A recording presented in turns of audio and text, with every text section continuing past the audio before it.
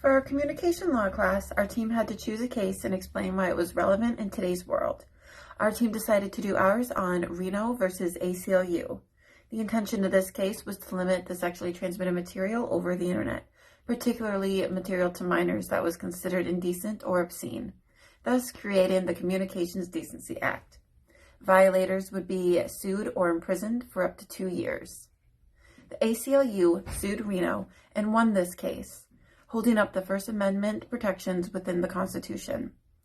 The reasons why are, at that time, the internet didn't invade the home, the CDA used vague language, and content on the internet should be as diverse as human thought. A quote by Justice Stevens: "Freedom of expression in a democratic society outweighs any theoretical but unproven benefit of censorship." Today, the CDA is back in discussions within society, but it's not because of its aim to protect children of sexually transmitted material over the internet. It's because of big tech and censorship. When looking at our case, we saw that the courts held up internet speech like they would print speech, as it wasn't as invasive as broadcast speech. Today, however, it can be seen as much more invasive. The Communications Decency Act, the same discussed in Reno versus ACLU, has a section titled 230 that is talked about at great lengths today. Section 230 provides protection for providers and users against third-party users and allows them to remove or moderate third-party material even if it's already protected by the Constitution if it's done in a good manner.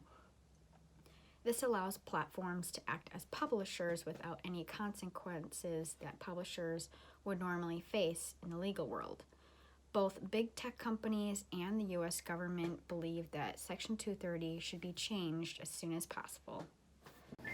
The internet in 1996 had 10 million users. Today, over 4 billion people use it. 36% of the U.S. adults get their news from Facebook, and nearly 30% of millennials get all their news from social media. The 2020 election brought with it censoring, according to conservatives, and events like the takedown of Parler, censoring of the New York Post story on Hunter Biden, and the removal of past President Trump from Twitter.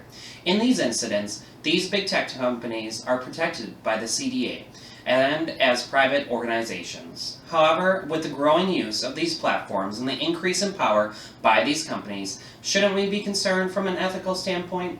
No matter what side of the political aisle you are on, this issue should be important for 2 reasons: freedom of speech and power of these large companies in society. These 2 reasons should connect both sides to achieving reasonable legislation.